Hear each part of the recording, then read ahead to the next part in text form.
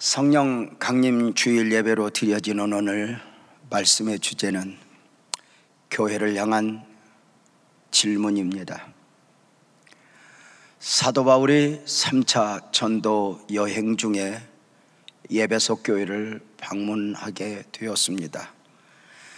에베소 교회는 처음 아볼로가 사역하던 교회입니다.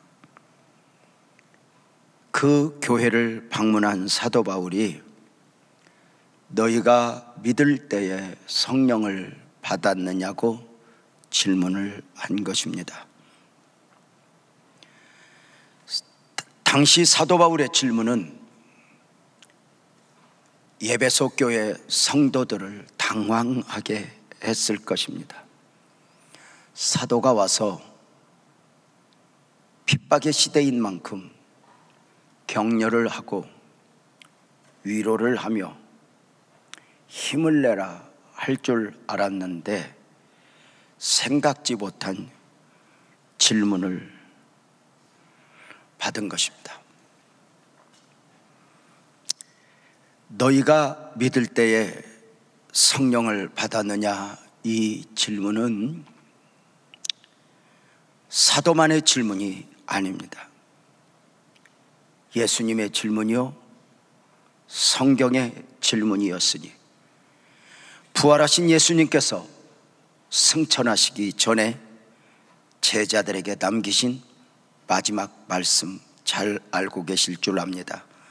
사도행전 1장 4절과 요한복음 20장 22절인데요, 이 말씀을 통하여 강조하고 있는 바는 내게서 들은 바 아버지께서 약속하신 성령을 기다리라 하시며 숨을 내쉬며 이르시되 성령을 받으라 입니다. 너희가 믿을 때 성령을 받았느냐? 에베소 교회를 향한 이 사도의 질문은 주님의 마지막 말씀과 함께 오늘의 그리스도인들이 그가 누구이든 소화돼야 할 질문입니다. 너희가 믿을 때에 성령을 받았느냐? 이 질문이 부담스러운 이유가 무엇일까요? 사도 바울의 질문이 영적 질문이기 때문입니다. 에베소 교회를 방문한 사도는 몇 명이나 모여 예배하는 교회인가 묻지 않았습니다. 교회 구성원들은 어떤 사람들인가 묻지 않았고, 헌금이 얼마나 나오는지, 교회 시설들은 어떠한지 묻지 않았습니다. 너희가 믿을 때에 성령을 받았느냐? 사도의 질문에서 확인하는 바는 사도는 먼저 에베소 교회 성도들의 믿음을 인정했다는 것입니다. 믿을 때에. 그러나 믿음만 가지고는 안 된다는 것입니다. 믿음이면 충분하다는 말은 구원에 있어서이고,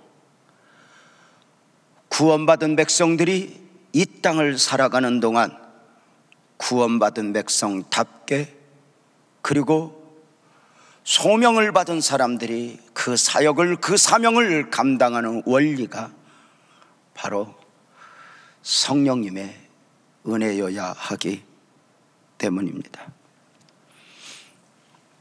마태복음 16장에서 예수님은 주는 그리스도시요 살아계신 하나님의 아들입니다 고백을 하게 하신 후 아주 중요한 말씀을 하십니다. 가슴속에 담아놓았던 말씀을 바로 이어서 하시니 마태복음 16장 18절입니다. 주는 그리스도시요 살아계신 하나님의 아들입니다 고백하는 그 제자들에게 너에게 이르노니 너는 베드로라. 내가 이 반석 위에 내 교회를 세우리니 음부의 권세가 이기지 못하리라 입니다. 이 말씀을 잘 주목하시기 바랍니다. 내가 교회를 세울 것인데 먼저는 반석 위에, 두 번째 내가 교회를 세울 터인데 그 교회는 음부의 권세가 이기지 못하는 교회가 될 터인데 그 교회는 어떤 교회인가? 지금 있는 교회가 아니라 세우리니 앞으로 세워질 교회를 말씀하신 것입니다. 분명한 것은 교회가 세워지면 음부의 권세가 이기지 못하리라. 교회는 태생적으로 음부의 권세, 영적 세력의 공격을 끊임없이 받는 가운데 교회가 교회되는 것이었습니다. 먼저 반석 위에입니다. 주님이 원하시는 교회는 반석 위에 세워지니 이 반석은 베드로의 신앙 고백, 바로 구원의 믿음입니다. 교회의 기초는 주는 그리스도시요 살아계신 하나님의 아들입니다 하는 고백입니다. 그래, 예수님에 대한 분명한 신앙 고백이 없는 교회는 절대로 교회 아닙니다. 그 교회가 교회인가? 예수님에 대한 신앙 고백이 분명한가입니다. 무엇보다 주님이 원하시는 교회는 신앙 고백과 함께 음부의 권세가 이기지 못하는 교회로 세워질 터인데 그 교회는 언제 세워지는가? 세우리니 바로 마가 요한의 다락방의 오순절 성령의 임재 가운데 세워지는 교회입니다. 교회의 진정한 본질적 가치는 사람의 수에, 건물 크기에 있는 것이 아닙니다. 크게 두 가지. 신앙 고백이 분명한가? 성령의 임재가 있는가? 교회가 아무리 크고 화려해도, 사람이 많아도 신앙 고백이 흔들리거나 성령의 임재가 소멸되었다면 죄송하지만 교회는 무덤이 될 수 있습니다. 교회가 시간이 흘러 얼마든지 무덤이 될 수 있다는 사실을 우리는 유럽 교회를 통해서 확인하게 됩니다. 문제는 오늘의 한국 교회가 유럽 교회를 따라가고 있다는 것입니다. 갈수록 교회가, 성도님들이 영적인 맛을 잃어가는 것입니다. 교회는 영적 생명 공동체입니다. 교회는 세상으로부터 구별된 사람들의 무리인데 단순히 구별된 것이 아닙니다. 죄와 사망의 울타리에서 살아가고 있던 우리가 그리스도의 복음 아래서 우리는 죄와 사망의 자유한 자가 되었고, 예수를 믿고 영접하니 우리는 거듭났고 새 생명으로 다시 태어나니 영적 생명을 소유한 자 되었습니다. 이 영적 생명 공동체가 영적인 맛을 잃어간다면 교회의 진정한 가치로서 모습일 수 있을까? 에베소 교회를 방문하여 너희가 믿을 때에 성령을 받았느냐 질문을 했던 사도가 오늘의 한국교회, 지금 예배하고 있는 우리 교회를 방문하게 된다면, 아니 이 질문을 하게 된다면 우리는 어떠할 것인가? 너희가 믿을 때에 성령을 받았느냐? 이 질문은 불신자에게 했던 질문이 아닙니다. 놀랍게도 예수도 알고 성경도 알고 복음도 알고 있는 저들에게 했던 질문입니다. 질문의 의도는 저들의 상태가 어느 정도인지 알고자 함이 아닙니다. 예수를 믿는 너희여 반드시 성령으로 충만해야 한다. 강조 가운데 강조하는 질문입니다. 성령은 오늘의 교회와 구원받은 복음적 그리스도인들에게 주님이 가장 주시고자 하시는 최고의 선물입니다. 오직 성령만이 교회를 교회되게 하고 성도를 성도답게 하기 때문입니다. 예수님의 제자들이 비로소 제자다워진 것은 예수님에게 배웠기 때문이 아닙니다. 더 많은 기적을 보아서도 아닙니다. 언제인가 우리 교회 제자 훈련을 담당했던 부목사님이 저에게 이렇게 이야기했습니다. 목사님, 저 사역의 포지션 좀 바꿔주세요. 왜? 제자 훈련 너무 오래 했더니 지치네요. 무엇이 지치는데? 목사님, 제가 제자 훈련을 19기를 수료시켰어요. 애썼다. 그런데 어느 날 돌아보니 19기 동안 많은 성도들이 제자 훈련을 마쳤는데 제자다운 제자가 하나도 없다는 거예요. 그만 낙심이 된 거예요. 목사님, 나 제자 훈련 그만할래요. 제가 이렇게 이야기했습니다. 미안해. 가르치는 너와 내가 제자가 안 되었는데 우리가 가르친다 하여 제자 될 수 있을까? 자, 왜 그렇게 제자다운 제자 되는 게 힘들까? 죄송하지만 그것은 보이는 데 있는 것이 아니라 영적인 데 있기 때문입니다. 선생의 문제일까? 최고의 선생이 누구일까? 예수님입니다. 그 예수님이 제자들을 3년 반 동안 훈련했습니다. 그냥 말씀으로만 가르친 것이 아닙니다. 기적을 보여주고 논리적으로 죽은 자를 살리시며 많은 말씀들을 가르쳤지만 안타깝게도 제자들은 그 주님의 말씀을 다 품어낼 수 없었습니다. 왜였을까? 주님은 영적 사역이고 주님의 말씀은 영적인데 제자들은 아직 성령이 임하시기 전 영적이지 못했기 때문입니다. 그래서 주님은 영적으로 말씀을 전해도 제자들은 육으로 받고, 주님은 하늘의 말씀을 전해도 제자들은 땅의 말씀으로 받았습니다. 그래서 오른편 왼편이 중요했습니다. 누가 큰가가 중요했습니다.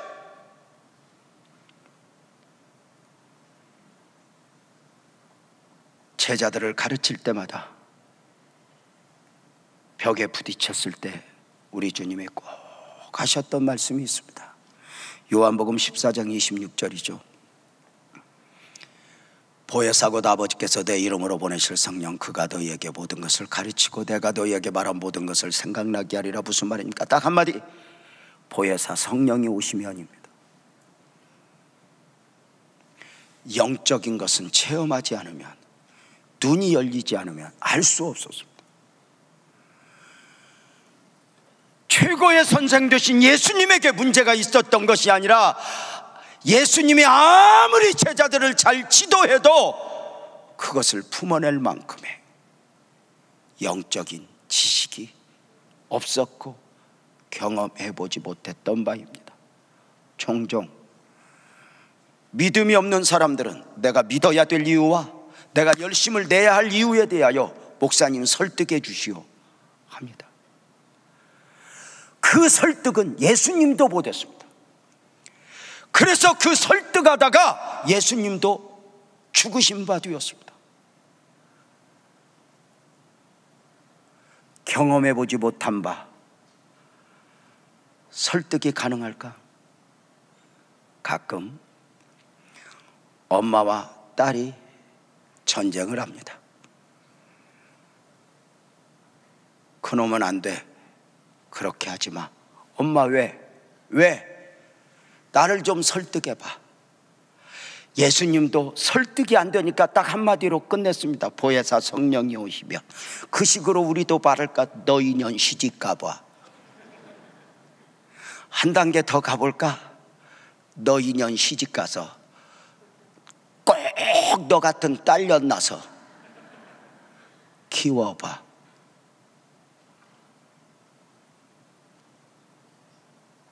사랑하는 여러분, 왜 어미가 그렇게 안타까워해?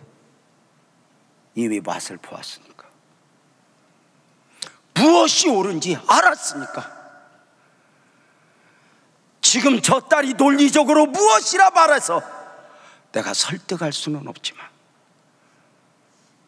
아니까. 보혜사 성령이 오시면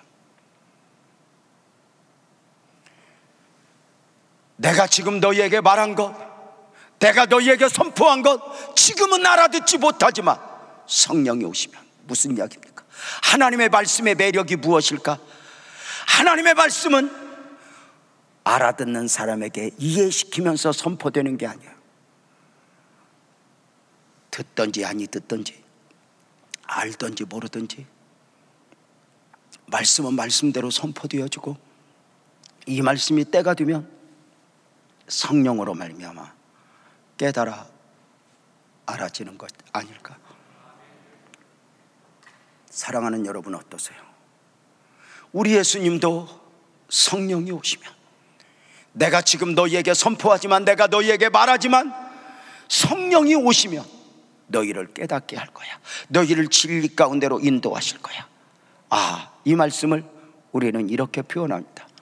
예수님도 성령 의존 사역을 하셨다고 말입니다.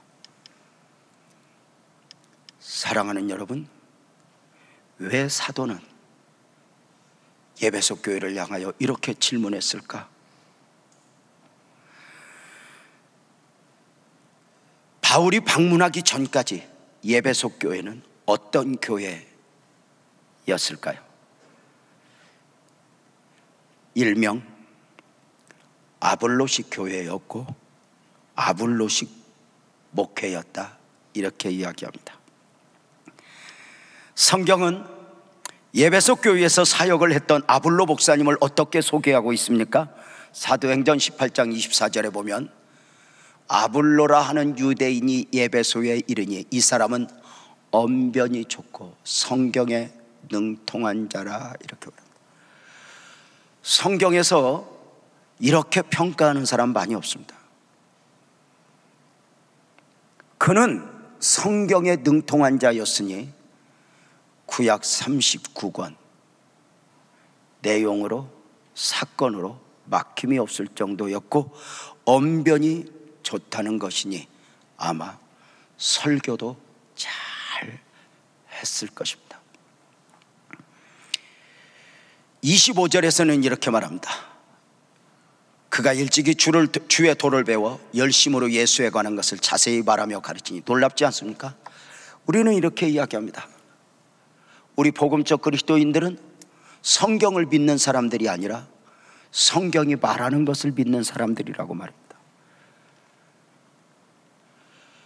성경이 말하는 것을 모른다면 성경의 내용으로는 알고 있지만 성경이 말하고 있는 본질적 가치를 모르는 것이라고 말입니다. 성경이 말하고 있는 바가 무엇입니까? 예수님 말씀하셨습니다. 너희가 성경에서 영생을 얻는 줄 생각하고 이 성경을 연구하거니와 이 성경은 내게 대하여 기록한 책이라. 모든 성경은 예수님에 대한 기록입니다. 자, 성경에 능통했던 아볼로가 주의 도를 배워 예수에 대한 걸 전하니 복음에 대하여 확실하게 알았습니다. 자, 아볼로에 대한 성경의 평가를 더 볼까요? 사도행전 18장 27절 28절인데요 아볼로가 아가역으로 건너가고자 하므로 형제들이 그를 격려하며 제자들에게 편지를 써 영접하라 하였더니 그가 가매 은혜로 말미암은 자들에게 많은 유익을 주니.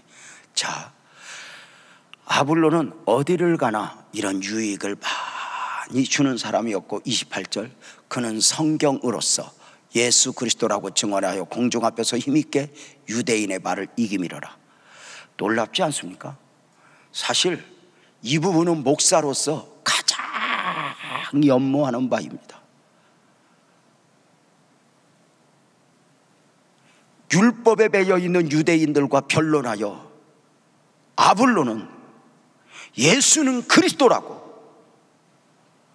분명하게 저들의 말을 이겨냈다고 말합니다. 저도 좀 그랬으면 좋겠어요. 여호와 증인 앞에서 예수는 그리스도라, 신천지 앞에서 예수는 그리스도라 논리적으로 이길 수 있으면 좋겠는데 놀랍게도 아볼로가 그러했다는 것입니다. 대단하지 않습니까? 믿는 사람들에게 유익을 주었고 논리적으로 공중 앞에서 예수는 그리스도이라 전할 수 있고 설교도 잘하고 성경 내용에도 능통하고 은혜도 있고 목사로서 욕심내고 싶은 것이 다 있어요. 이 정도면 무엇이 부족하다 싶겠습니까? 그런데 사도 바울이 보기에 그렇게 좋은 교회가 무엇인가 이것은 아닌데 아쉬움이 있으니 그 이야기를 18장 25절에서 말합니다.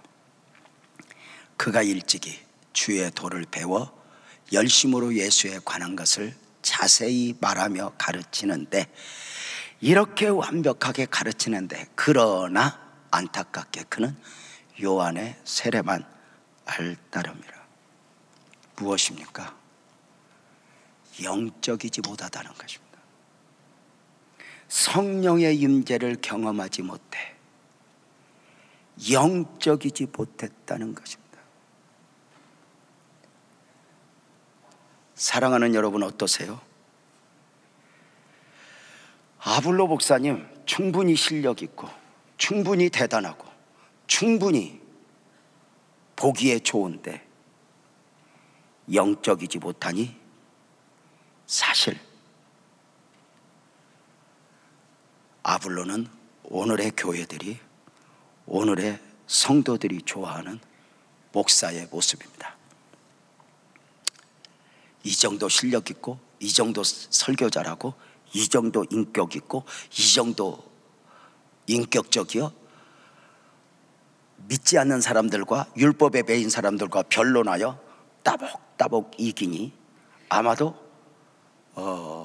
TV에 출연을 하면 아마 1등으로 섭외가 왔을 것이다 싶습니다. 그러한 교회를 다니는 성도들 또한 얼마나 자긍심이 있었겠어요. 우리 교회는 좋은 교회야, 우리 교회는 좋은 교회야. 그래서 사도가 와서 그 교회에 좋은 교회임을 확인시켜 줄 줄 알았는데 사도가 와서 도전하는 것입니다. 너희가 믿을 때 성령을 받았느냐? 바울은 영적인 시각을 갖고 있거든요. 바울은 영적인 맛을 보았거든요. 모르면 모르는 사람들끼리 기재기를 하겠지만 이미 영적 시각을 가지고 있는 바울의 시각 앞에 영적인 맛을 본 바울에게 에베소 교회는 서로가 칭찬하는 그 대단한 교회는 무엇인가 2% 부족한 거예요. 무엇인가 아니다. 미국에 가면 목사님 음식은 입에 맞아요, 이렇게 묻는 분들이 있습니다. 걱정하지 마요. 미국에 가도 한국 음식 다 있어요. 정말 다 있습니다. 없는 게 없습니다. 순댓국부터 순두부부터 꼬리곰탕, 설렁탕, 하여튼 다 있습니다. 그래, 함께 가서 먹다 보면 한국 음식인의 이상한 건 2% 부족합니다. 자기들끼리는 다 좋다 하는데 무엇인가? 고춧가루가 덜 들어갔나? 젓갈이 안 들어갔나? 무엇인가 2%. 바울이 예배소 교회를 보았습니다. 자기들끼리 좋은 교회라고 취해 있는 저들 앞에서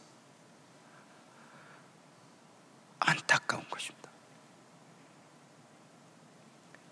이미 영적인 맛을 보았기에 영적인 시각을 가지고 보니 아쉬운 것입니다. 오늘의 한국교회를 생각해 볼까요? 지금의 한국교회는 세계 교회가 부러워할 정도의 외형적 모습을 다 갖추고 있습니다. 세계에서 10대 교회를 꼽으면 거의 한국교회입니다. 한국의 교회가 여기까지 오는데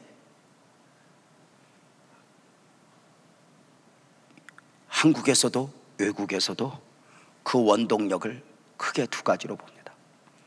하나는 기도. 세계 어떤 교회에서도 흉내낼 수 없을 만큼의 기도, 열정, 그리고 강력한 성령의 임재입니다. 얼마나 기도하던 조국의 교회였습니까? 얼마나 부르짖어 기도한 교회였고 얼마나 강력한 성령의 임재를 사모하던 교회였습니까? 그런 가운데 물질적으로 번영을 누리며 이만큼 축복받은 나라가 되는 가운데 어느 날부터인가 교회들이, 어느 날부터인가 성도들이 영적인 것을 조금씩 양보하며 아볼로식 교회를 흠모하게 됩니다. 아볼로식 목사를 좋아합니다. 성경도 잘 알고 변론도 잘하고 설교도 잘하고 무엇인가 인격적이어서 느낌이 좋을 만큼 은혜도 끼치고 이런 목사를 참 좋아합니다. 오늘날 성도들은 성령 받아라, 부르짖어 기도합시다, 이런 목사 별로 좋아하지 않습니다. 부담이 되는 것입니다. 좋아하지 않습니다. 요즘은 영상시대, 음향시대입니다. 여기에 어울리는 목사를 찾아 나섭니다. 옛날 목사님들 그렇게 부르짖어 기도했던 목소리들, 성령 받아라 이렇게 했다가는 다 도망갑니다. 싫어합니다. 여러분의 목사도 나름 기도하고 나름 부르짖고 씨름하던 목사입니다. 어떤 분은 유재명 목사 목소리가 원래부터 이렇게 허스키여서인 줄 알지만 아닙니다. 원래는 꾀꼬리입니다. 여러분 혹시 모릅니까? 우리 유씨 집안 노래 잘하는 거 다 잘합니다. 나만 이렇게 생겼습니다. 김씨 집안은 아닙니다. 우리 처갓집 집안은 원래부터 허스키고 좀 그래요. 그런데 이 목소리가 목에 피도 많이 나고 성대 결절 100번이 있어도 병원을 찾아간 것이 아니라 하나님의 은혜를 목말라 하면서 굳어진 목소리입니다. 이런 목소리 별로 안 좋아하지만 또 다른 매력 있는 것은 학생 때 선부성전을 딱 한 번 나왔던 자매가 시집을 가 장성하면서 그 선부성전 딱 한 번 갔던 교회를 잊지 못해 그 교회가 어디 있을까 헤매이다가 없어진 줄 알았더니 우리 교회 권사님 전도를 받고 딱 왔는데 딱 목사님이더래. 얼굴은 생각 안 나고 목소리가. 사랑하는 여러분, 왜 성도들이 영적인 걸 부담스러워할까? 대가를 지불해야 되기 때문에. 영적인 것을 얻기 위해서는 모든 것을 쏟아야 하기 때문에.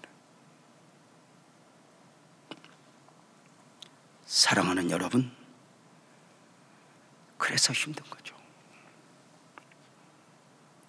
사도는 너희가 믿을 때 성령을 받았느냐 묻는 차원을 넘어 더 강한 선포를 하니 고린도전서 4장 19절 20절입니다. 주께서 허락하시면 내가 너희에게 속히 갈 건데 교만한 자들의 말이 아니라 말로가 아니라 오직 그의 능력을 알아보겠으니 하나님의 나라는 말에 있지 않고 능력에 있어. 이렇게 말입니다. 능력이 있느냐 묻겠다는 것입니다. 능력 있는 그리스도인인가 묻겠다는 것입니다. 그들의 모습은 어떤 모습이었습니까? 디모데후서 3장 5절은 이야기합니다. 경건의 모양은 있으나 경건의 능력은 부인하는 자니. 어느 날부터인가 능력을 얻기 위하여 씨름을 하는 것이 아니라 모양을 갖춘 거예요. 경건의 모양은 있으나 능력을 부인하는 자니.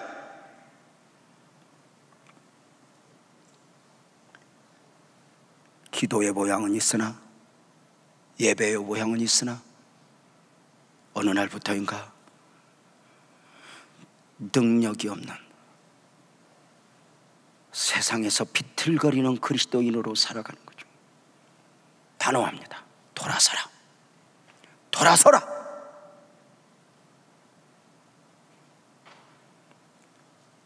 사실 조국의 교회가 얼마나 이 성령의 능력을 갈망했습니까? 지금보다 10배나 가난했고 배고팠던 시대, 우리 선배님, 우리 부모 세대 그 배고픔 움켜쥐고 사역을 하셨던 그분들, 그들은 말씀을 있는 그대로 믿었으니 내 영혼이 잘된 같이 먼저 그의 나라와 그의 의를 구하라. 그 배고팠던 그들이 성령의 은혜를 사모했습니다.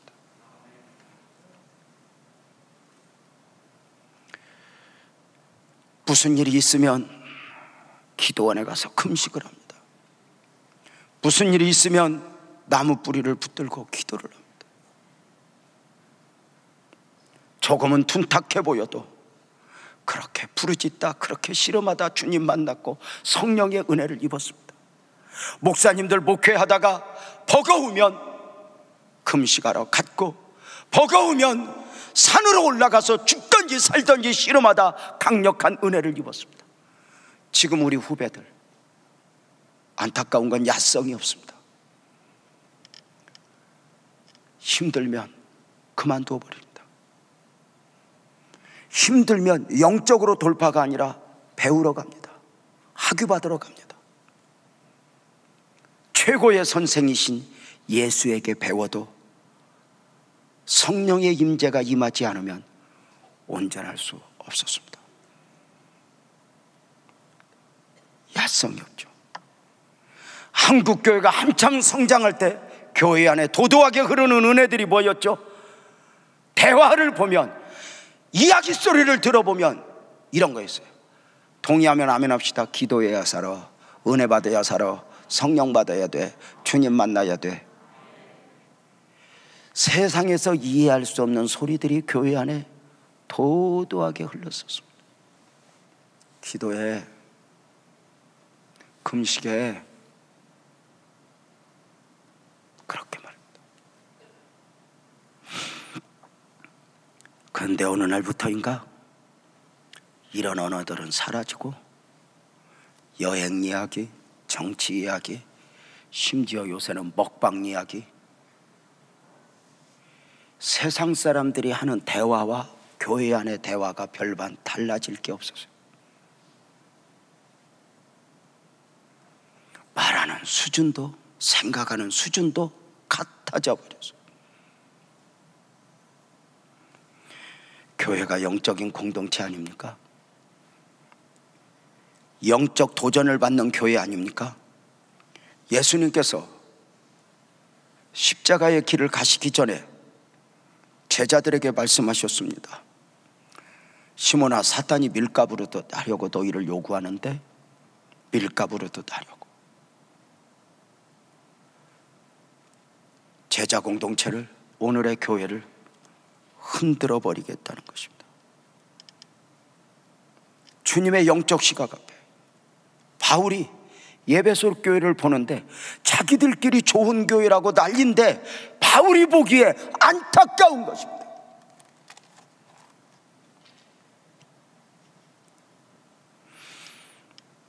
그 바울 사도가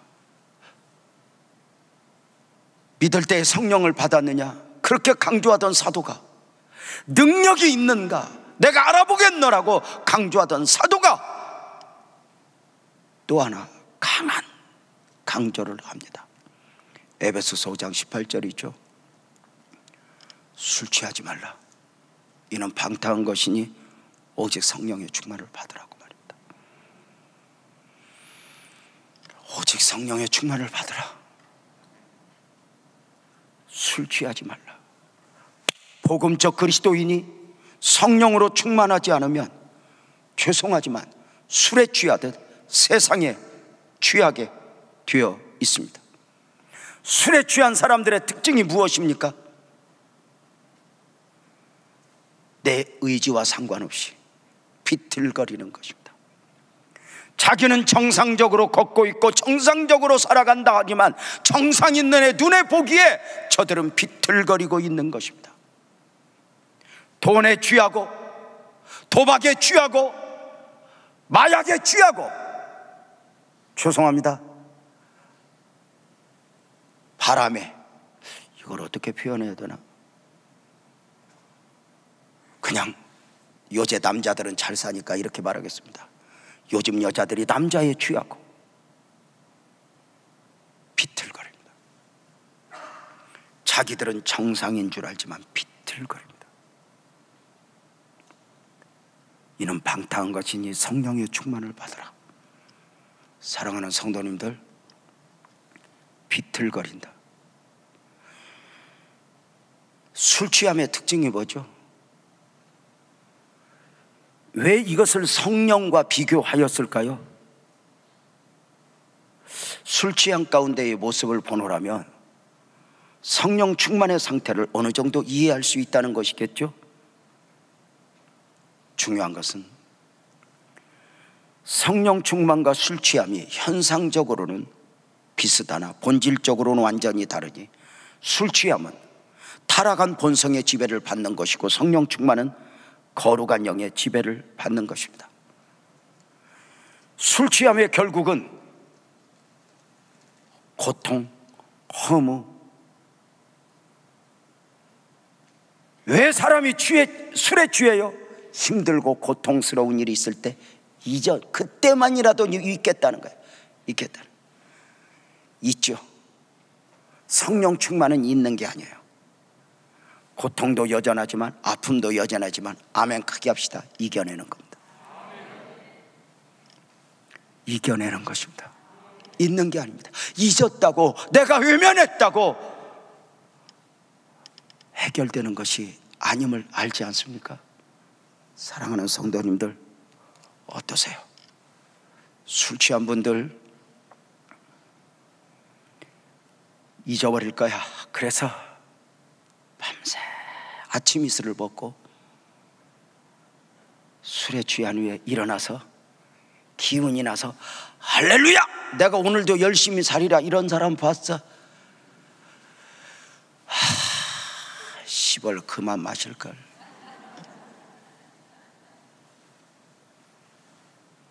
지난밤 후회를 합니다.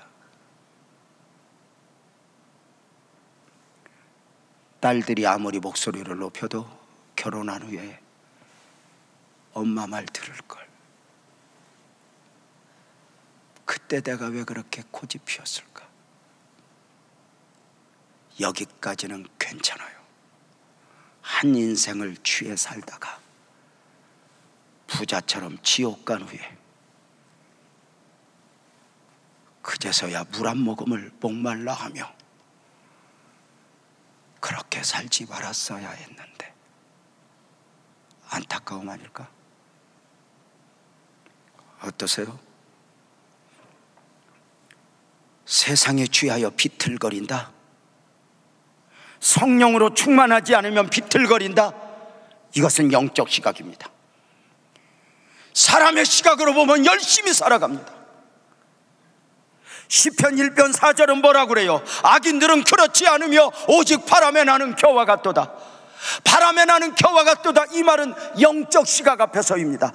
각자 사람들은 열심히 살아갑니다. 이것을 얻기 위하여 저것을 얻기 위하여 성취하기 위하여 정신없이 살아가는데, 영적 시각으로 보면 바람에 나는 겨와 같도다. 무엇을 얻고자 함인가? 무엇을?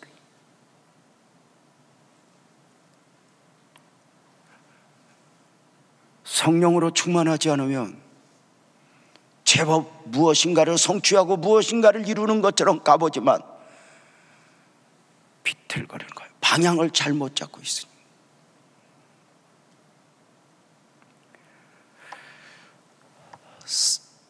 성령을 받았느냐 질문은 궁금해서 하는 질문이 아니죠. 성령을 받아야 한다는 것인데, 성령을 받기 위해서는 먼저 진솔해야 합니다. 너희가 믿을 때에 성령을 받았느냐 질문 앞에 겸손하게 솔직하게 답할 수 있어야 합니다. 여기서 시작합니다. 바울의 질문도 직설적이었지만 저들 대답도 분명하니 사도행전 19장 2절에 보면 너희가 믿을 때에 성령을 받았느냐? 이때 답변 아닙니다. 우리는 성령이 계심도 듣지 못했습니다. 저들은 자존심 상한다 하지 않았습니다. 내가 목사요, 자기를 포장하지 않았습니다. 정확 질문 앞에 오호라 나는 공고한 자로다. 내가 텅 비었습니다. 내가 이루고자 무언가 갖고자 외형으로는 꾸몄지만 사실 나는 복음적 그리스도인으로서 내가 메말랐습니다. 고백하면서 시작, 진단이 정확해야 되는 거 아니야? 요즘에 코로나19 앞에서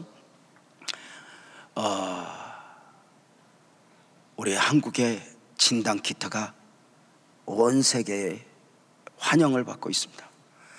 코로나19가 준 유익 중에 하나, 영어를 하나씩 더 알아간다는 겁니다. 자, 이 진단 키트가 치료제가 아닙니다. 그런데도 왜 진단 키트가 그렇게 중요합니까? 음성, 양성 정확하게 구분을 해야 됩니다. 전문가가 아니어서 정확히는 모르겠지만 일부의 의견 중에 미국에서 수십만씩 검사를 하는데 왜 뉴욕에, 미국에 코로나19 양성 환자가 들불처럼 번지듯 늘어났을까? 그 원인 중에 하나가 미국산 진단키트의 문제라고 이야기합니다. 정확도가 떨어지는 겁니다. 당신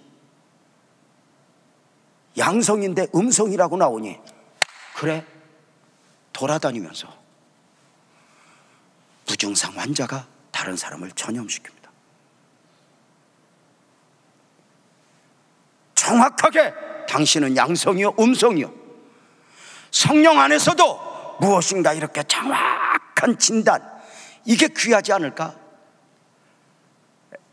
옛날에 하늘산 기도원 이천성 목사님 같은 분이 참 좋았던 것 같아요. 조금 요즘 어떤 시대로 보면은 좀 문제도 있어. 욕도 잘하시고 막 둔탁하고 뭐 그러하니 좀 문제는 있지만, 그래도 그리운 것 중에 하나, 그 하늘산 기도원 가면 은혜 받아, 성령 받아. 거기 가면 강아지도 방언하고 와. 뭐 주로 그런 식이었잖아요. 그때 여러분 혹시 아세요? 막 성령 집회를 하다가 성령 받은 사람 손 들어. 그러면 이제 손을 들어요. 너 나와. 줄도 말도 그렇게 해. 너 2년 나와. 그래서 나오면 방언해봐. 마크도 그러면 등짝을 때리면서 2시간 기도 더 하고 3일 금식에. 가짜라 그거야.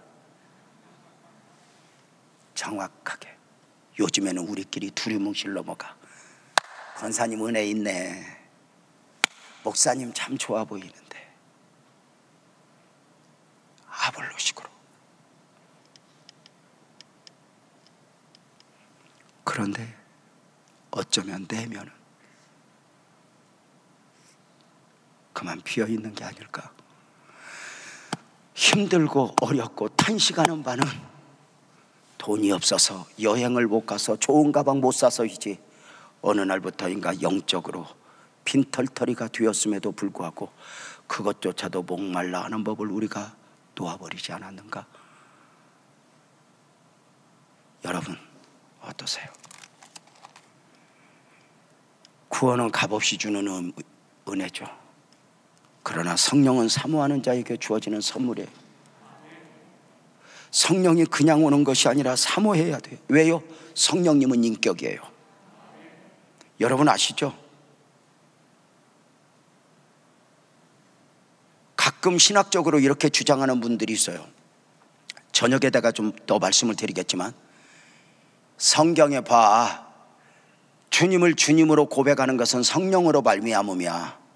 그런데 우리가 예수를 믿는다고 고백하는 것조차도 성령으로 말미암음인데, 이미 내가 성령을 따로 받아야 할 필요가 있어? 인정. 주님을 주님으로 고백하는 것은 성령의 은혜입니다. 그럼에도 불구하고 더 중요한 건 성령님이 인격인 바, 나도 모르게 와 있는 성령 말고, 내 삶에 와서 아무것도 못하는 성령 말고, 인격이 와서 내 삶을 흔들고 내 삶을 바꾸게 하는 이 성령님의 은혜를 우리가 갈망하고 있는가입니다. 중요합니다. 죄송하지만 애완견은 인격이 아닙니다. 그래서 애완견은 10마리를 데려다 놓고 살아도 애완견이 나를 고치려 안 합니다. 주인님은 외모가 그러하니 성형수술 좀 하시옵소서. 주인님도 나를 잘 만나야지만 나도 좀 주인님을 잘 만나야 될 의무가 있어. 주인님 성격을 고치시오. 이러지 않아요. 인격이 아니니까. 그러나 부부가 왜 만나서 결혼 생활이 힘드니까? 인격이 만나서 나를 고쳐야 하고, 나를 달라지게 해야 되니까, 나를 내려놓아야 되니까. 인격은 삶에 영향을 주는 거예요. 성령님이 오면 나도 모르게 와 있는 성령 말고, 내 삶을 흔들고 내 성품을 흔들고, 내가 어디 그릇 든 데 가면 너 어디가 탄식을 하고 어디 가서 이상한 데 있으면 여 안에서 성령께서 가만히 있지 않을 정도의 이런 은혜들 아니에요. 중요한 건 그 인격이기에 내가 원하고 사모해야 된다. 그래서 성령을 부정적으로 말하는 사람은 절대로 성령의 은혜를 입을 수 없어요. 그까짓 거 방언하면 뭐해? 말도 맞을 수 있지만 여러분 그렇게 말하는 순간 성령님의 은혜는 없어요. 사모하는가, 갈망하는가. 배고파하는 자에게 주어지는 선물이 성령님의 은혜. 단순히 성령님의 은혜는 단순한 게 아니에요. 여러분 돌이켜보세요. 우리가 그동안 살면서 그때 정말 좋았어, 이 옷이 그렇게 행복했을까? 그때 언제예요? 가방 샀을 때? 아파트 샀을 때 언제예요? 크게 아멘 해봐요. 성령님의 은혜 안에 있을 때입니다. 배고파도 좋았고, 울어도 좋았고, 핍박을 받아도 좋았고, 그 맛을 보았던 사람들은 그 안에 회복이 되지 않으면 사실은 아무리 내가 좋은 것들로 보장하고 여행을 다녀도 이 내면에서는 텅 비어. 오늘도 내가 어떻게 해야 하는지는 아는데 텅 비어 있는 건 아닐까? 여러분은 어떠세요? 나도 그 은혜가 회복되었으면 좋겠다. 그때 그가 나였으면 좋겠다 하는 배고픔은 없으십니까? 주님이 원하고 우리 모두가 원하는데요, 이제 말씀 마치고 여러분과 함께 찬송 하나 하면서, 주님, 내가 회복되기를 원합니다. 그 은혜, 그 맛을 그리워하며 주님을 향하지 않겠습니까? 우리 다 함께 찬송하고자 합니다. 자리에서 다 함께 일어나 작년 새생명 축제를 앞두고 많이 불렀던 그때로 다시 돌아갑니다. 찬송하겠습니다.